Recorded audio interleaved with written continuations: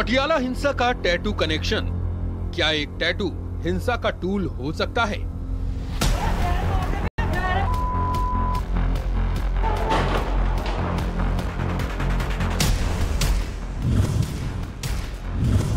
क्या एक टैटू हिंसा का हथियार बन सकता है?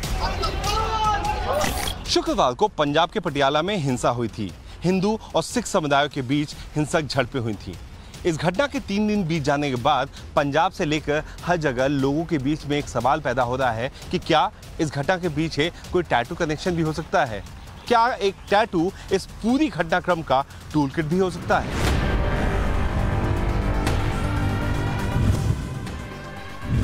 क्या पटियाला हिंसा के पीछे एक टैटू का रोल हो सकता है?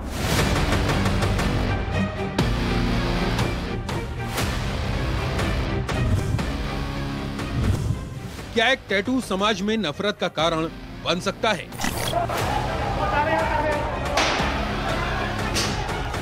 दरअसल ये टैटू किसी आम व्यक्ति का टैटू नहीं है। ये टैटू पंजाब के खालिस्तानी आतंकवादी भिंडरावाले का टैटू है। और इस टैटू के दिखने के बाद शासन से लेकर प्रशासन तक हर जगह यही जिक्र है कि क्या है इस टैटू का पटियाला के दंगों से कनेक्शन। वो कौन है जिसके हाथ पर ये टैटू दिखा है?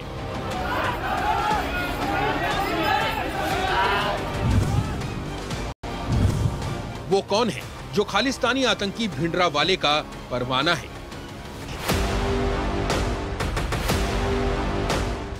बीच समझने वाली बात यह है कि पंजाब का वो कौन सा शख्स है जिसने अपने हाथ पे आतंकवादी भिंडरावाले का ये टैटू बना रखा है।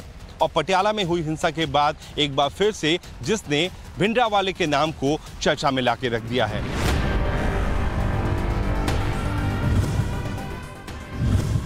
पटियाला हिंसा पर बड़ा खुलासा होगा। एक टैटू हिंसा के हर राज खोलेगा।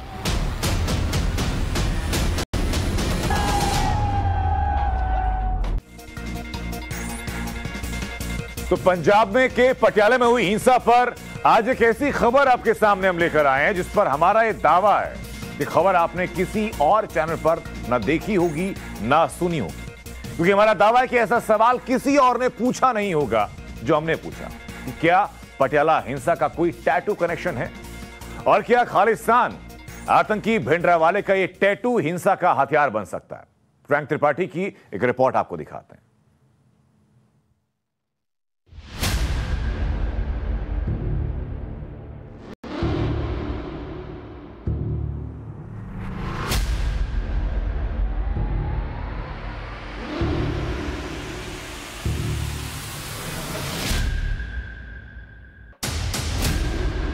यह है खालिस्तानी आतंकी भिंडरावाले का वो टैटू जिसकी चर्चा पटियाला में हुई हिंसा के बाद से लगातार हो रही है। एक खालिस्तानी आतंकी का ये टैटू अपने हाथ पर किसने बनवा रखा है? उसका पटियाला में हुई हिंसा से क्या कनेक्शन है?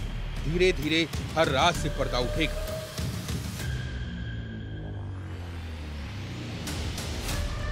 आतंकी भिंडरावाला का ये टैटू जिस शख्स के हाथ पर बनाया गया है उसका चेहरा ध्यान से देखिए और सोचिए कि इसे आपने पहले कब देखा था। शायद इसके बाद आपको कुछ याद आ जाए। पिछले 2 दिन से पटियाला हिंसा में जिस व्यक्ति की चर्चा सबसे ज्यादा हो रही है, आतंकी भिंडरावाले का ये टैटू अपने हाथ पर बनवाने वाला ये वही शख्स है।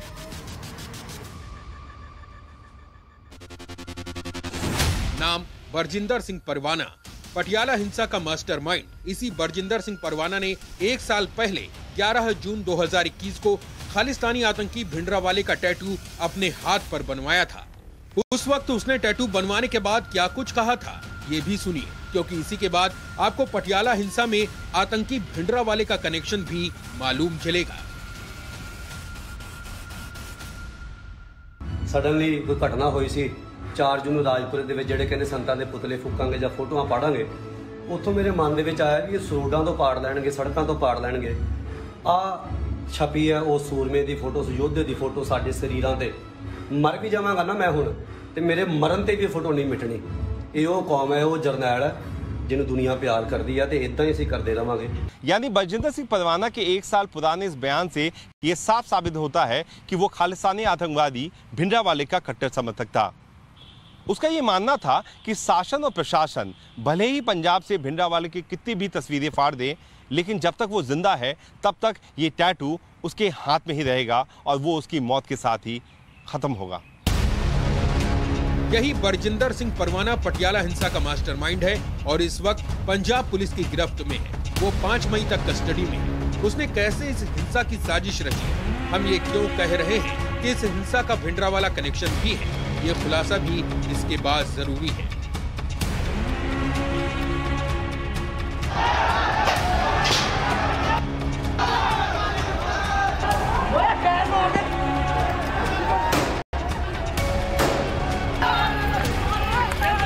कहा जा रहा है कि आतंकी संगठन सिख फॉर जस्टिस ने 15 अप्रैल को ऐलान किया था कि वो 29 अप्रैल को खालिस्तान दिवस मनाएगा। इसी ऐलान के विरोध में शिवसेना नेता हरीश सिंगला ने 16 अप्रैल को ऐलान किया कि वो 29 अप्रैल को खालिस्तान विरोधी रैली निकालेंगे और पुतला फूकेंगे।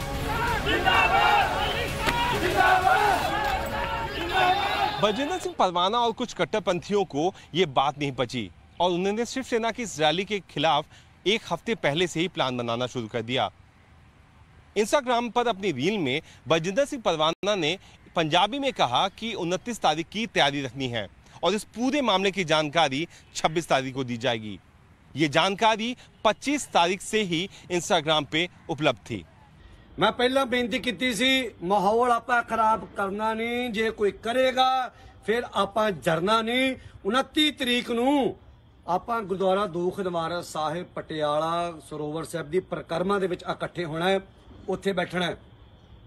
ਜੇ ਮਾਰਚ ਨਹੀਂ ਰੁਕਦਾ ਫਿਰ ਅਗਲਾ ਫੈਸਲਾ ਉੱਥੇ ਸੰਗਤ, ਇਹ ਕੋਈ ਪਰਵਾਨੇ ਦਾ ਫੈਸਲਾ ਨਹੀਂ, ਇਹ ਉਹਨਾਂ ਦਾ ਫੈਸਲਾ ਜਿਹੜੇ ਕੌਮ ਨਾਲ ਪੰਥ ਨਾਲ ਆਪਣੇ ਪੰਜਾਬ ਤੇ ਪੰਜਾਬੀਅਤ ਨਾਲ ਪਿਆਰ ਕਰਦੇ ਨੇ।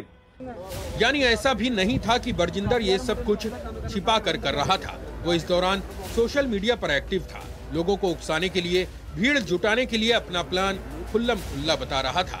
लेकिन इसके बावजूद पंजाब की पुलिस ने कोई एक्शन नहीं लिया। इसका भयानक नतीजा ये निकला कि 29 अप्रैल को पटियाला के खंडा चौक पर सुबह 9 से 10 बजे के आसपास गुरुद्वारे के करीब उपद्रवियों की भीड़ जुटनी शुरू हो गई।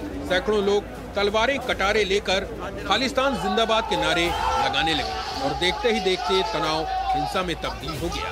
एक मंदिर तक निशाने पर आए। सोशल मीडिया पे बड़ी बड़ी डींगे हाँकने वाला बलजिंदर सिंह परवाना उस घटना के समय पटियाला से दूर अपने डेरे में बैठा हुआ था। उसने एक YouTube चैनल का इस्तेमाल कर लोगों के बीच में ये भ्रांति फैलाई कि पुलिस ने उसके खिलाफ कार्रवाई कर ली है और उसे गिरफ्तार कर लिया गया है। लेकिन इस पूरे मामले में सबसे चौंकाने वाला मामला तब आया जब तकरीबन 2:30 बजे के करीब परवाना मौके पे पहुंचा और उसके साथ जो शख्स मौजूद था उसे देखकर पुलिस भी कांप गई, क्योंकि वो था बाबा बख्शीश सिंह। बाबा बख्शीश सिंह वो शख्स है जिसका नाम 2008 में डेरा सच्चा सौदा पे हुए बम धमाके में भी आया था। सिचुएशन पीसफुल है और पूरी तरीके से अंडर कंट्रोल है। थोड़ा माइक नीचे रख लो यार। शहर में पुलिस गश्त कर रही है और लोगों को जो संयम,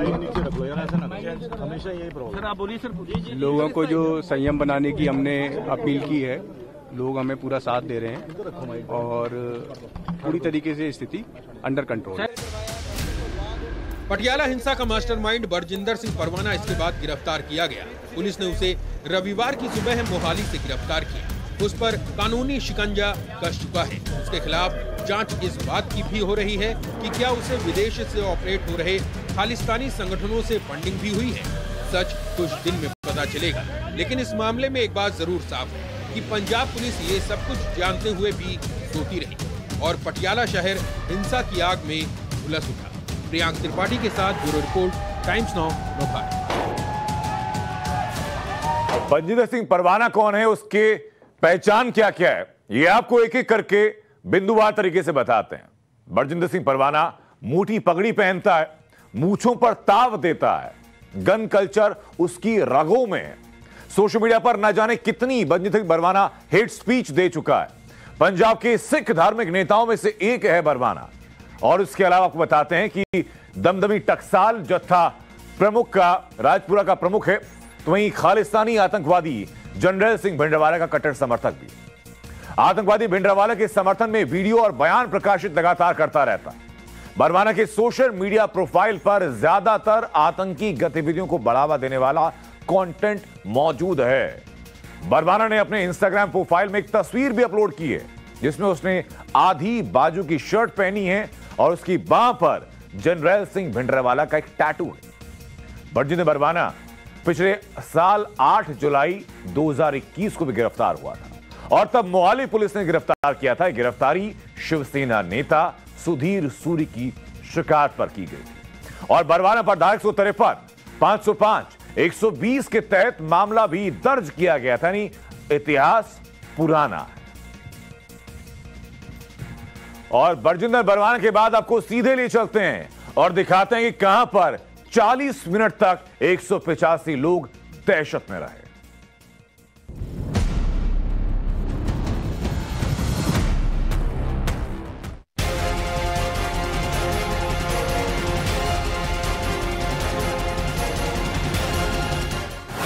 दहशत के वो 40 मिनट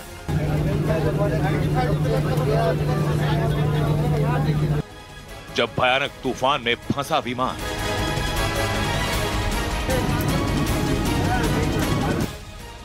भयंकर तूफान, हिलने लगा विमान।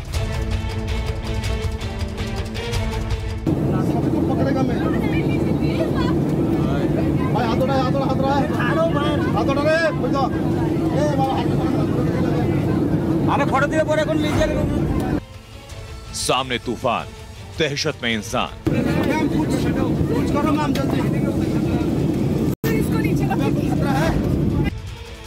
जब अल्लाह याद आए, जब ईश्वर याद आए,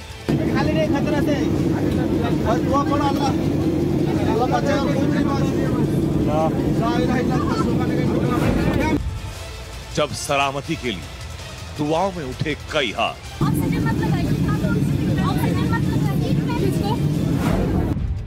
लैंडिंग के वक्त खौफ से सामना, 185 यात्रियों का मौत से सामना।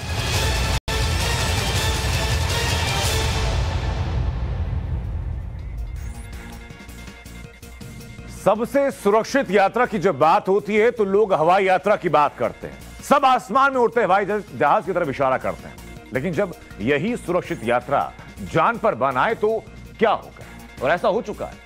ऐसा हुआ है मुंबई से पश्चिम बंगाल के दुर्गापुर जाने वाले स्पाइस जेट की फ्लाइट के साथ, जिसमें 185 यात्री सवार थे। उस वक्त दुर्गापुर में उतरते हुए विमान तूफान में फंस गया और कई यात्री घायल हुए। 185 यात्रियों ने कैसे दहशत भरे वो 40 मिनट थे और क्या कुछ हुआ उन 40 मिनट के अंदर उस विमान के अंदर, दिखाते हैं आपको रिपोर्ट के जरिए। आपके टीवी स्क्रीन पर जो तस्वीरें दिखाई दे रही हैं वो स्पाइस जेट विमान बोइंग B737 की है। सबसे पहले आप इसकी हालत देखिए। दोनों तरफ की सीटों के बीच का गलियारा ध्यान से देखिए। लग रहा है जैसे कि एक तूफान यहां से गुजरा हो। जी हां, और बिल्कुल ऐसा ही हुआ। इस प्लेन में 185 यात्री हैं और इन सभी 185 यात्रियों की जान आफत में।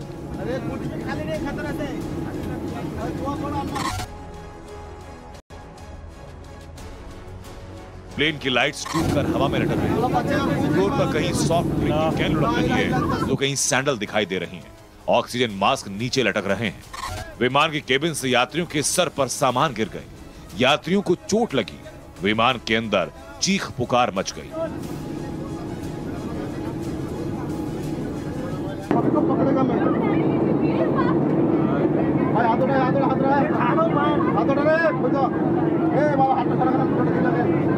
अरे फोटो दिए परे कोन लीजिए अरे दाঁড়াও अरे मारो अरे कुछ भी खाली नहीं खतरा से बस दुआ करो अल्लाह अल्लाह बचाएगा कोई नहीं बस ला इलाहा इल्लल्लाह सुभान अल्लाह हम कुछ करो मैम जल्दी इसको नीचे रखो खतरा है। मुंबई से पश्चिम बंगाल के दुर्गापुर के लिए स्पाइस जेट की विमान बोइंग B737 ने उड़ान भरी। यात्रियों का सफर सुहाना रहा। बोइंग B737 दुर्गापुर के काजी नजरुल इस्लाम एयरपोर्ट पर उतरने को तैयार था, लेकिन तभी तूफान ने विमान को घेर लिया।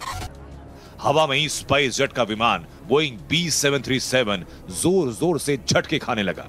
विमान में सवार यात्री खौफ में आ गए, चीखने लगे, चिल्लाने लगे। कुछ समझ नहीं आया कि अचानक हुआ क्या। अच्छा, मुंबई থেকে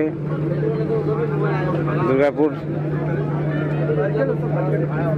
গামী বিমান স্পাইস জেটের অবস্থা দেখুন। स्पाइस जेट के बोइंग B737 के अंदर की जो तस्वीरें और वीडियो सामने आई वो बेहद डराने वाले हैं।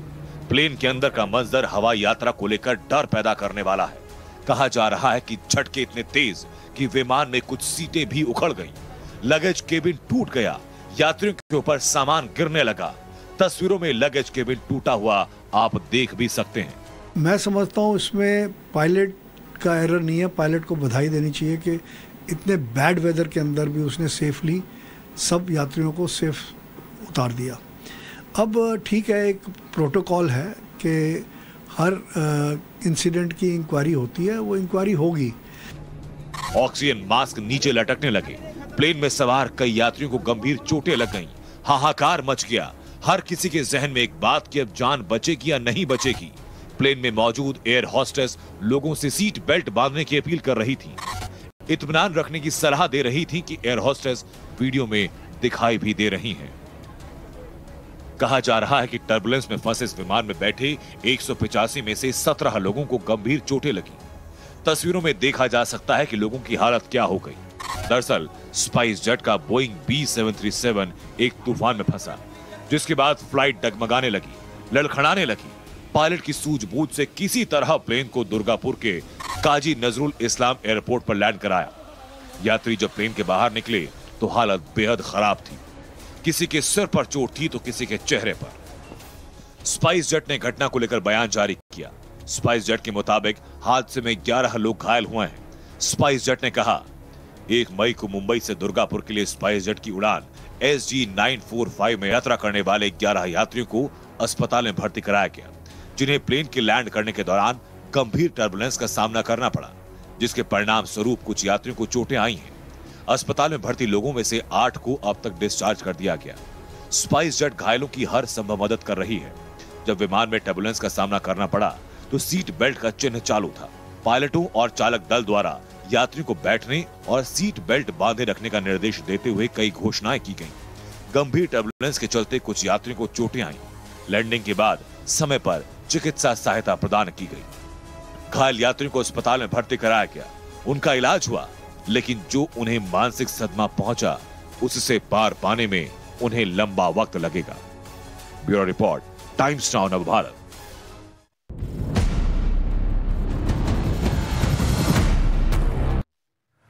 हाल ही में एक फिल्म आई थी, फिल्म का नाम था पुष्पा, जिसमें हीरो बात बात में कहता था कि मैं झुकूंगा नहीं। सियासत से महाराष्ट्र निर्माण सेना के अध्यक्ष ने भी ऐलान किया कि 4 मई के बाद वो झुकेंगे नहीं। मुद्दा लाउडस्पीकर का हो, हनुमान चालीसा की बात हो या फिर हिंदुत्व का, राज ठाकरे चाचा बाल ठाकरे की राह पर निकल चुके हैं। महाराष्ट्र में उनके बड़े बड़े पोस्टर लगा करके 5 जून को अयोध्या चलो का नारा बुलंद किया जा रहा है और राज ठाकरे के समर्थक भी कहने लगे कि मैं झुकूंगा नहीं। देखिए रिपोर्ट।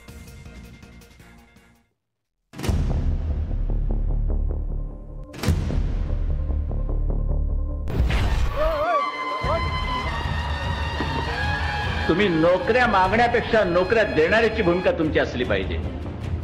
आम्ही नोकऱ्या देऊ घेऊ काय कसले स्टुलावरची, नोकऱ्या देण्याची ताकद ही महत्वाकांक्षा बाळगा।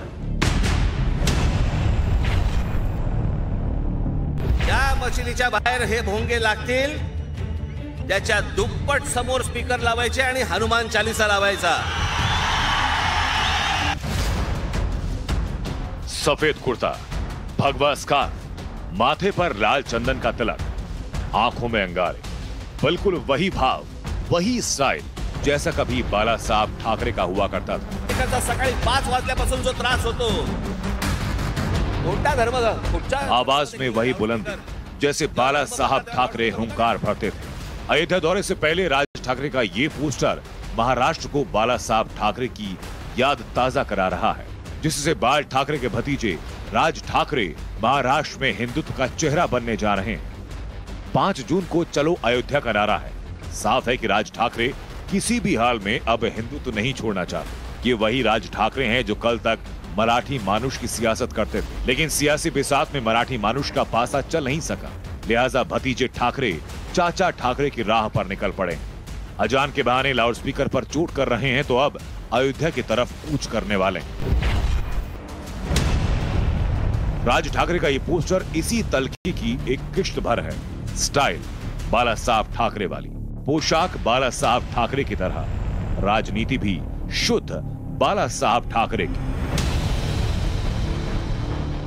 इस पोस्टर के जरिए एमएनएस ने चलो अयोध्या का नारा दिया। 5 जून को लाव लश्कर के साथ राज ठाकरे अयोध्या जाएंगे। अपील की गई कि भारी संख्या में अयोध्या यात्रा में राज ठाकरे के सहभागी बने, ताकत का प्रदर्शन करें। समजा उत्तर प्रदेश मध्ये जर समजा लाऊडस्पीकर जर उतरवले जाऊ शकतात, तर माझ्या महाराष्ट्रात का नाही उतरवले जाऊ शकत? सगळेच्या सगळे लाऊडस्पीकर हे अनधिकृत आहेत। सगळेच्या सगळे लाऊडस्पीकर अनधिकृत आहेत। सुप्रीम कोर्टाने सांगितलं पण आहे की स्थानिक पोलीस स्टेशनला किंवा त्यांना विचारल्याशिवाय तुम्ही लाऊडस्पीकर लावू शकत नाही, त्यांची परवानगी घ्यावी लागते। किती मशिदींकडे परवानगी आहेत? यानी महाराष्ट्र में विलुप्त हो चुकी एमएनएस को दोबारा जिंदा करने के लिए राज ठाकरे को जिस संजीवनी की तलाश है, वो उन्हें अयोध्या की तरफ खींच रही है। कह सकते हैं कि वो उत्तर प्रदेश के मुख्यमंत्री योगी आदित्यनाथ की राजनीतिक स्टाइल को महाराष्ट्र में अपनाना चाहते हैं। योगी आदित्यनाथ को राज ठाकरे किस तरह से अपने रोल मॉडल के रूप में देख रहे हैं, उसकी एक वानगी पिछले दिनों सामने आई जब राज ठाकरे ने लाउडस्पीकर को लेकर योगी आदित्यनाथ के मॉडल की जमकर तारीफ की थी। राज ठाकरे ने ट्विटर पर योगी आदित्यनाथ के लिए लिखा कि धार्मिक स्थलों खासकर मस्जिदों से लाउडस्पीकर हटाने के लिए मैं योगी सरकार को दिल से बधाई देता हूं और उनका आभारी हूं। दुर्भाग्य से महाराष्ट्र में योगी नहीं है, हमारे यहां भोगी हैं। राजनीति में जब विरोध करने वाला आपकी तारीफ करने लगे तो समझिए या तो सियासत बदलने वाली है या फिर वो नेता वो योगी का स्टाइल अपना रहे हैं और उद्धव को खुली चुनौती देकर घेर रहे हैं। 3 तारखेला ईद आहे।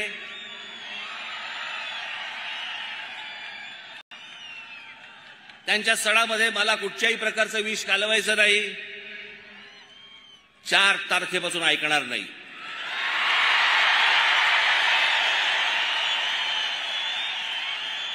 माझी महाराष्ट्रातल्या सर्व तमाम हिंदू बांधवांना भगिनींना माझी विनंती आहे, हात जोडून विनंती आहे,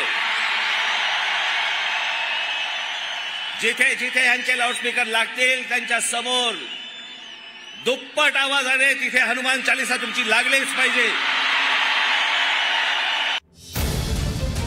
राज ठाकरे की सियासत बिल्कुल सीधी है। वो जाहिर तौर पर उस राजनीतिक जगह पर कब्जा करने की कोशिश कर रहे हैं। राज ठाकरे को लगता है कि हिंदुत्व की राजनीति करने वाली शिवसेना एनसीपी और कांग्रेस के साथ साथ अपने गठबंधन के बाद इस मोर्चे पर कमजोर पड़ी है और वो इस खाली जगहों को भरने के लिए तैयार है। 6 अप्रैल को मुंबई के दादर स्थित शिवसेना मुख्यालय के बाहर एमएनएस ने राज को ही शिवसेना के संस्थापक का सच्चा उत्तराधिकारी बताते हुए पोस्टर लगा दिया। शिवसेना राज ठाकरे के इस दांव को खूब समझ रही है। पार्टी के प्रवक्ता तीखे बयान दे रहे हैं कि शिवसेना को हिंदुत्व का कोई पाठ न पढ़ाए। आप योगी जी उनका कैसा स्वागत करता है मुझे देखना है। योगी जी को जिसने ये गंजा टकलू आदमी भगवे कपड़े पहनकर यहाँ वहाँ घूमता है, हमें शर्म आती है उनको देखने के लिए। राज्य के विकास की कभी बात नहीं करता है ये गंजा आदमी। इस प्रकार की भाषा किसकी थी? अब हिंदुत्ववादी हो गए। जिसने योगी जी के शरीर पर जो भगवे वस्त्र है उसका अपमान किया था। राज ठाकरे की राजनीति पूरी तरह बदल गई। अब वो दोस्त बना रहे हैं। शिवसेना से खाली हुई जगहों को भरने की रणनीति है। योगी की नीति अब उन्हें अच्छी लगने लगी है। महाराष्ट्र में रहने वाले यूपी बिहार के लोग अब उन्हें पसंद है। बीजेपी ही नहीं, पीएम मोदी का खुलकर विरोध करने वाले राज ठाकरे को अब बीजेपी से कोई परेशानी नहीं। बीजेपी और एमएनएस के बीच एक मौन सहमति बनती दिखती है। ये समीकरण दोनों को सूट भी करता है क्योंकि दोनों ही शिवसेना का विकल्प तलाश रहे हैं। Bureau report, Times Now Navbharat. और फिलहाल धाकड़ एक्सक्लूसिव में रुकने छोटे से ब्रेक के लिए आप बने रहिए टाइम्स नाउ नवभारत के साथ। वापस लौट रहे हैं कुछ और धाकड़ खबरों के साथ।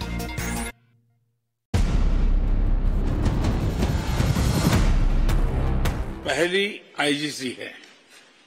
ये कई फर्स्ट दर्शाते हैं कि भारत और जर्मनी दोनों ही देश इस महत्वपूर्ण पार्टनरशिप को कितनी प्राथमिकता दे रहे हैं। लोकतांत्रिक देशों के तौर पर भारत और जर्मनी कई कॉमन मूल्यों को साझा करते हैं। इन साझा मूल्यों और साझा हितों के आधार पर पिछले कुछ वर्षों में हमारी द्विपक्षीय संबंधों में उल्लेखनीय प्रगति हुई है। हमारी पिछली आईजीसी 2019 में हुई थी। तब से विश्व में महत्वपूर्ण परिवर्तन हुए हैं। कोविड-19 महामारी ने वैश्विक अर्थव्यवस्था पर विनाशकारी प्रभाव डाला है। हाल की जियोपॉलिटिकल घटनाओं ने भी दिखाया कि विश्व की शांति और स्थिरता कितनी नाजुक स्थिति में है और सभी देश कितने इंटरकनेक्टेड हैं। यूक्रेन के संकट के आरंभ से ही हमने तुरंत युद्ध विराम का आह्वान किया और इस बात पर जोर दिया था कि विवाद को सुलझाने के लिए बातचीत ही एकमात्र उपाय है। हमारा मानना है कि इस युद्ध में कोई विजयी पार्टी नहीं होगी, सभी को नुकसान होगा।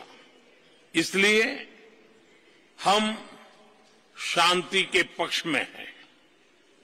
यूक्रेन संघर्ष से उत्पन्न उथल-पुथल के कारण तेल की कीमतें आसमान छू रही हैं। विश्व में खाद्यान्न और फर्टिलाइजर की भी कमी हो रही है। इससे विश्व के हर परिवार पर बोझ पड़ा है, किंतु विकासशील और गरीब देशों पर इसका असर और गंभीर होगा। इस संघर्ष के ह्यूमैनिटेरियन इम्पैक्ट से भारत बहुत ही चिंतित है। हमने अपनी तरफ से यूक्रेन को मानवीय सहायता भेजी है। हम अन्य मित्र देशों को भी अन्य निर्यात, तेल आपूर्ति और आर्थिक सहायता के माध्यम से मदद करने की कोशिश कर रहे हैं। आज छठी आईजीसी में से भारत जर्मनी भागीदारी को एक नई दिशा मिली है। इस आईजीसी ने एनर्जी और एनवायरनमेंट दोनों क्षेत्रों में हमारे सहयोग को महत्वपूर्ण गाइडेंस दिया है। मुझे विश्वास है कि आज किए गए निर्णयों का हमारे क्षेत्र और विश्व के भविष्य पर सकारात्मक प्रभाव पड़ेगा। आज हम Indo Germany partnership on green and sustainable development launch कर रहे हैं। भारत ने ग्लासगो में अपने क्लाइमेट एम्बिशन को बढ़ाकर विश्व को यह दर्शाया है कि हमारे लिए ग्रीन एंड सस्टेनेबल ग्रोथ एक आर्टिकल ऑफ फेथ है। इस नई पार्टनरशिप के तहत जर्मनी ने 2030 तक 10 बिलियन यूरो की अतिरिक्त विकास सहायता से भारत के ग्रीन ग्रोथ प्लान्स को सपोर्ट करने का निर्णय लिया है। इसके लिए मैं जर्मनी और चांसलर शोर्ज को धन्यवाद देता हूं। हमारे कॉम्प्लीमेंट्री स्ट्रेंथ को देखते हुए हमने एक ग्रीन हाइड्रोजन टास्क फोर्स भी बनाने का निर्णय लिया है। दोनों देशों में ग्रीन हाइड्रोजन इंफ्रास्ट्रक्चर को बढ़ाने के लिए में यह बहुत उपयोगी रहेगा। भारत और जर्मनी दोनों को ही अन्य देशों में डेवलपमेंट कोऑपरेशन का लंबा अनुभव है। आज हमने अपने अनुभवों को जोड़कर त्रिपक्षीय कोऑपरेशन के जरिए तीसरे देशों में संयुक्त परियोजनाओं पर कार्य करने का भी निर्णय लिया है। हमारे यह सहयोग विकासशील विश्व के लिए पारदर्शी और सस्टेनेबल विकास परियोजनाओं का विकल्प प्रदान करेगा। फ्रेंड्स, पोस्ट कोविड काल में भारत अन्य बड़ी अर्थव्यवस्थाओं के मुकाबले सबसे तेज ग्रोथ देख रहा है। हमें विश्वास है कि भारत वैश्विक रिकवरी का महत्वपूर्ण स्तंभ बनेगा। हाल ही में हमने बहुत कम समय में यूएई तथा ऑस्ट्रेलिया के साथ व्यापार समझौतों पर हस्ताक्षर किए। ईयू के साथ भी हम एफटीए वार्ताओं में शीघ्र प्रगति के लिए प्रतिबद्ध हैं। भारत के कुशल कामगारों और प्रोफेशनल से कई देशों की अर्थव्यवस्थाओं को लाभ मिला है। मुझे विश्वास है कि भारत और जर्मनी के बीच हो रहे comprehensive migration and mobility partnership agreement से दोनों देशों के बीच आवाजाही सुगम बनेगी। मैं फिर एक बार आज की समिट के लिए, आपके इनिशिएटिव के लिए आपका बहुत बहुत धन्यवाद करता हूं। सुना जहां बर्लिन से प्रधानमंत्री नरेंद्र मोदी इस वक्त संबोधित कर रहे थे और द्विपक्षीय बातचीत को लेकर के दोनों देश साझा रणनीति के तहत कैसे आगे बढ़ सकते हैं, इसी को लेकर के आगे बढ़े पीएम मोदी अपनी बातचीत में और कहा कि हम हमेशा से शांति के पक्ष में रहे हैं और यूक्रेन का जो मसला है वो भी शांति के साथ सुलझाया जाना चाहिए। विश्व की शांति और स्थिरता इस वक्त संकट में है और यूक्रेन का मुद्दा बहुत जल्द सुलझाया जाना चाहिए और भारत चूंकि शांति प्रिय देश है और बातचीत के पक्ष में है और इसलिए हम चाहते हैं कि जल्द से जल्द बातचीत के जरिए यूक्रेन के मुद्दे को भी सुलझाना जाना चाहिए।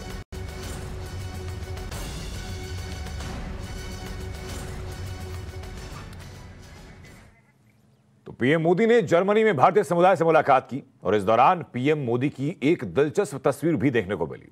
भारतीय समुदाय के लोगों से मुलाकात के दौरान एक बच्चे ने पीएम मोदी को राष्ट्रभक्ति वाला गीत सुनाया।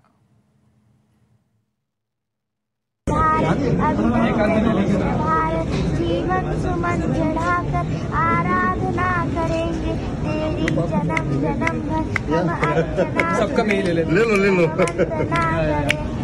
महिमा महान तू है गौरव निधान तू है तू प्राण है हमारी जननी समान तू है तेरे लिए जिएंगे तेरे लिए मरेंगे। वाह वाह बढ़िया। जीवन सुमन चढ़ाकर आराधना करेंगे तेरी जन्म जन्म भर हम अर्चना सबका मेल ले लो करेंगे महिमा महान तू है गौरव निधान तू है तू प्राण है हमारी जननी समान तू है तेरे लिए जिएंगे तेरे लिए मरेंगे। वाह वाह। और धाकड़ एक्सक्लूसिव में बात करेंगे मुख्यमंत्री योगी आदित्यनाथ के उत्तराखंड दौरे की।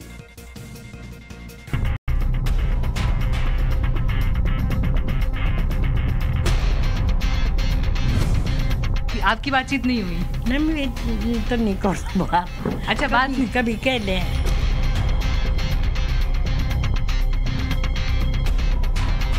टीवी में सुना था हमने कि आएंगे वो यहाँ मम्मी को मिलने के लिए, तो तब हम भी तब जाएंगे फिर मिलने के लिए। उनके लिए पूरा प्रदेश, उत्तर प्रदेश एक परिवार है, साथ ही हम लोग उसका एक हिस्सा है।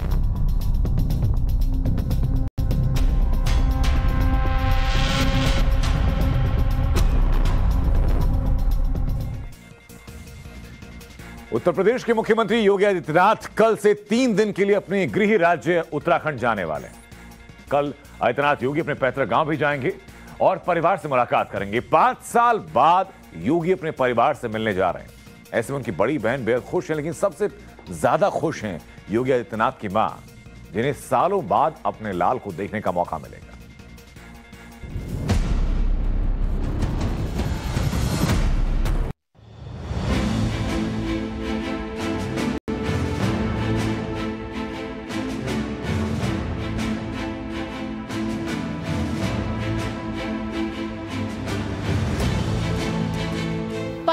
साल किसी के लिए भी लंबा वक्त है। एक माँ ने बेटे को अपनी आंखों के सामने 5 साल पहले देखा था। बीते 5 सालों से ये माँ अपने बेटे से मिलने, उसे आशीर्वाद देने की आस लगाए है। अब इस माँ की आस पूरी होने जा रही है, क्योंकि इनका लाल मिलने जो जा रहा है।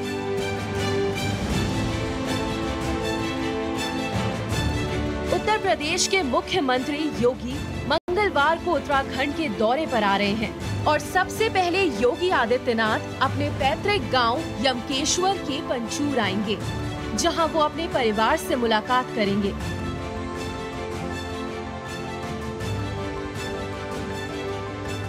पाँच साल बाद योगी आदित्यनाथ अपनी मां से मिलेंगे, अपने भाई से मिलेंगे, परिवार के सदस्यों से मुलाकात करेंगे।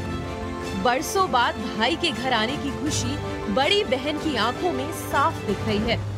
तो 17 में आए थे, उस समय ऋतु खंडूरी के प्रचार में आए थे उस समय।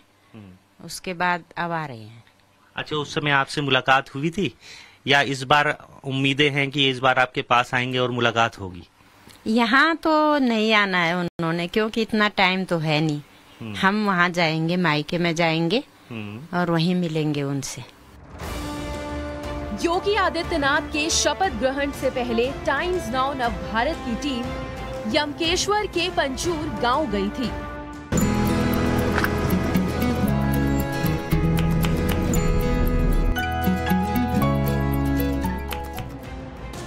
टाइम्स नाउ नव भारत की न्यूज एडिटर मीनाक्षी कंडवाल ने योगी आदित्यनाथ के पैतृक घर पहुंचकर वहां परिवार से बात की थी।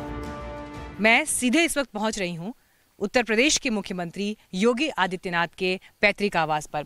जैसे ही गांव पंचूर की तरफ इस सड़क पर आप पहुंचते हैं तो बीजेपी के झंडे आपको जो है यहाँ पर कतार से लगे हुए दिखाई देते हैं और आप समझ जाते हैं कि आप कहाँ दाखिल हो रहे हैं। आपकी मुलाकात आज परिवार से भी कराएंगे और बातचीत के जरिए ये समझने की कोशिश करेंगे कि आने वाले दिन के लिए क्या तैयारियाँ हैं। नमस्ते, आप लोग कैसे हैं?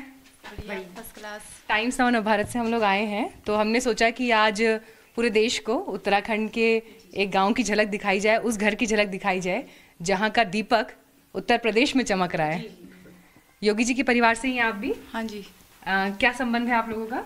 चाचा है मेरे। अच्छा, आपके चाचा हैं? हाँ जी। और आपके? तो उनके भाई की वाइफ है। टाइम्स नाउ नव भारत ने योगी आदित्यनाथ की मां सावित्री देवी से भी बात की थी। योगी जी की माता श्री हैं। नमस्ते। नमस्ते, कैसे हैं आप? जी।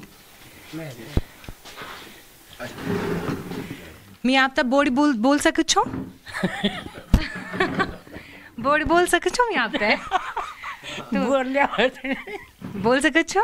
और मिता तो यान पता है कि घरम जब बोड़ी बोलती छन तो वो भूखी प्यान छन, तो आप तभी भूखी प्यान छे। जरा मेरी मिता भी तो जरा फिर दादी की याद आ जाए। दरअसल मैंने जो अभी बात की, हमारे जितने दर्शक इस वक्त देख रहे हैं, पहाड़ों में एक परंपरा है, जब आपसे बुजुर्ग मिलते हैं, आप उनसे मुलाकात करने जाते हैं तो प्यार स्वरूप, आशीर्वाद स्वरूप वो आपको चूमते हैं, तो उसे कहा जाता है भूखी पीना। तो मैंने उसी अंदाज में जो है अभी आपको छेड़ा और आपसे बात की। स्वास्थ्य कैसा है आपका? ठीक है। ठीक है। जब टाइम्स नाउ नव भारत ने योगी आदित्यनाथ की मां से पूछा था कि क्या योगी आदित्यनाथ से उनकी बात होती है, तो सावित्री देवी ने क्या कहा, सुनिए। कि आपकी बातचीत नहीं हुई? नहीं, तो नहीं कर बात। अच्छा, बात नहीं? कभी कह ले, कभी बात अक्सर कहनी नहीं होती, कभी कभी बात कर लेती हैं। जब यहाँ पर घर के इस हिस्से में अपने दर्शकों को लेकर आई हूँ तो उसके पीछे एक ख़ास वजह थी, क्योंकि मुझे यहाँ पर आपके पिताजी की तस्वीर दिखाई दी थी और हालांकि 2020 में आपका स्वर्गवास हो गया। और मुझे याद है मैंने उनके जितने इंटरव्यूज़ देखे हैं, बड़े सरल साधारण और मंद मुस्काते हुए अपनी बात कहते थे, और बड़े से टफ सवाल भी अगर उनके सामने आते हों तो वो जिस सहजता के साथ उनके जवाब देते थे, आज मुझे कम से कम घर में आकर वो एक कमी जो है वो खल रही है। ये 2017 में जब मुख्यमंत्री पद की शपथ ले रहे थे तो जितना भी मीडिया आया था वो सारा वही संभाल रहे थे। और अगर मैं आज की बात करूँ तो अब मेरे ऊपर जिम्मेदारी आपकी सारी जिम्मेदारी मेरे ऊपर आ गई है, तो कमी काफ़ी महसूस हो रही है उनकी। और अगर आज जिंदा होते तो काफ़ी खुश होते होंगे। मार्च के महीने में योगी आदित्यनाथ की बड़ी बहन शशि पयाल से भी बात की थी। तभी शशि पयाल ने टाइम्स नाउ नव भारत को बताया था कि उनके बेटे भाई और उत्तर प्रदेश के मुख्यमंत्री योगी आदित्यनाथ मां से मिलने के लिए आएंगे।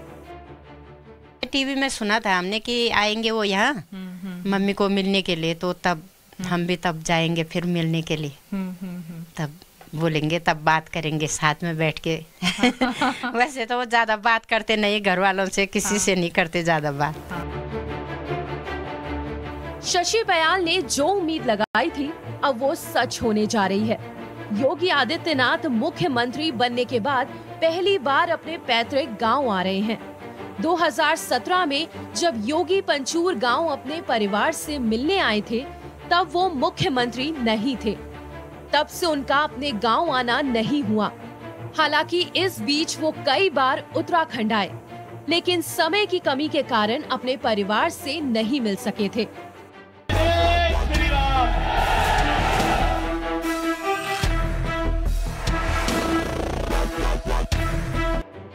यूपी ही नहीं, अब देश में भी योगी आदित्यनाथ की पहचान बुलडोजर बाबा से होने लगी है। इस नए नामकरण को सुनकर उनकी बड़ी बहन भी खिलखिलाती हैं। अच्छा, आजकल बुलडोजर बहुत फेमस है उनका, क्या कहेंगी आप? बुलडोजर बाबा तो आजकल बोलते हैं। बुलडोजर बाबा तो आजकल ही बोलते हैं, पहले थोड़ी नहीं बोलते थे उनके लिए। तो उस समय क्या नाम था उनका? ऐसा उनका पहले अजय बिष्ट था ना। इस बार योगी आदित्यनाथ का उत्तराखंड दौरान 3 दिनों का है। 3 मई को योगी अपने परिवार के साथ होंगे, तो 4 मई को यमकेश्वर में ही योगी आदित्यनाथ महायोगी गुरु गोरखनाथ महाविद्यालय जाएंगे, जहां मूर्ति का अनावरण करेंगे। 5 मई को हरिद्वार में यूपी पर्यटक निगम के गेस्ट हाउस का उद्घाटन करेंगे। यमकेश्वर जिले के पंचूर गांव में योगी के स्वागत की तैयारी जोरों पर है। योगी के अपने गांव में दौरे को लेकर उत्तराखंड प्रशासन भी तैयारियों में जुटा है, तो वहीं योगी का परिवार उनके आने की बेसब्री से इंतजार कर रहा है। मीनाक्षी कंडवाल के साथ यमकेश्वर से अभिषेक सिन्हा, टाइम्स नाउ नव भारत। टाइम्स नाउ नव भारत ऐसा पहला चैनल है जो उत्तराखंड के यमकेश्वर के उस कॉलेज तक पहुंचा जहां मुख्यमंत्री आदित्यनाथ योगी जाएंगे और अपने गुरु महंत अवैधनाथ की प्रतिमा का अनावरण करेंगे। दिखाते हैं आपको उत्तराखंड के यमकेश्वर से हमारे सहयोगी अभिषेक सिन्हा की यह रिपोर्ट। उत्तर प्रदेश के मुख्यमंत्री योगी आदित्यनाथ अपने 2 दिन के दौरे के लिए उत्तराखंड पहुंच रहे हैं। ऐसे में वो अपने गांव पंचूर पहुंचेंगे और उसके बाद कल यहां पर मूर्ति का अनावरण करेंगे। कॉलेज, डिग्री कॉलेज की मूर्ति में अपने गुरु का अनावरण करेंगे मूर्ति का। उससे जानते हैं, आइए मेरे साथ मौजूद हैं इस समय कुकरेती जी, जो इस पूरे मामले को बताएंगे, योगी जी के पूरे कार्यक्रम को बताएंगे। आखिर क्या है पूरा कार्यक्रम, मैं आपसे जानना चाहूंगा कल मुख्यमंत्री जी का क्या क्या कार्यक्रम है? सबसे पहले तो आपका भी स्वागत यमकेश्वर विधानसभा में, और माननीय हमारे उत्तराखंड के गौरव, उत्तर प्रदेश के गौरव महंत योगी आदित्यनाथ जी और उत्तर प्रदेश सरकार में जो मुख्यमंत्री यहाँ पे आ रहे हैं, और यहाँ पूरे कार्यक्रम की तैयारी आप देख सकते हैं। सबसे पहले तो यहाँ बहुत ही हर्ष का उत्साह पूरे यमकेश्वर वासियों के अंतर्मन में उत्साह आ रखा है कि हमारे यहाँ के जिन्होंने नाम रोशन किया है और पूरे विश्व में एक डंका बचाए अपने कार्यशैली से, वो यहाँ पे पहुँच रहे कल। और ये विद्यालय जो है हमारे सामने, उनके महाराज जी की कल मूर्ति का अनावरण होना है, जो उनके गुरु महंत अवैधनाथ जी हैं, उनके मूर्ति का अनावरण होना है यहाँ पर। और उसके बाद कार्यक्रम होना है, एक जनसभा को संबोधित करेंगे यहाँ पर। जनसभा में कितने लोगों के आने की संभावना जताई जा रही है, और क्या नई कुछ घोषणाएं कर सकते हैं आप लोगों के लिए, इस कॉलेज के लिए क्या लग रहा है आप? जी, ये देखो, ये कॉलेज उनका पैतृक कॉलेज है, उन्होंने एक कॉलेज बनाया है। तो इस यमकेश्वर में स्थिति इस प्रकार की कि एक भी कॉलेज डिग्री कॉलेज नहीं था। कोई कोटद्वार जाता था पढ़ने, लोग खुद योगी जी ने कोटद्वार में पढ़ाई की थी और ऋषिकेश यहाँ से नज़दीक कॉलेज है, तो उन्होंने ये तभी एक डिग्री कॉलेज यहाँ पर बनाया था। और आज ये डिग्री कॉलेज पहले मैनेजमेंट में चलता था, माननीय मुख्यमंत्री जी के महंती जी के पूज्य पिताजी यहाँ पर मैनेजर हुआ करते थे। अब ये सरकार में आ चुका है कॉलेज और नई घोषणाएं, उम्मीद है कल बहुत सारी घोषणाएं होंगी कॉलेज के बारे में और होने वाली हैं जहाँ तक हम, और क्योंकि एक मात्र विद्यालय है यहाँ पर, महाविद्यालय जहाँ पर उच्च शिक्षा यहाँ पर होती है।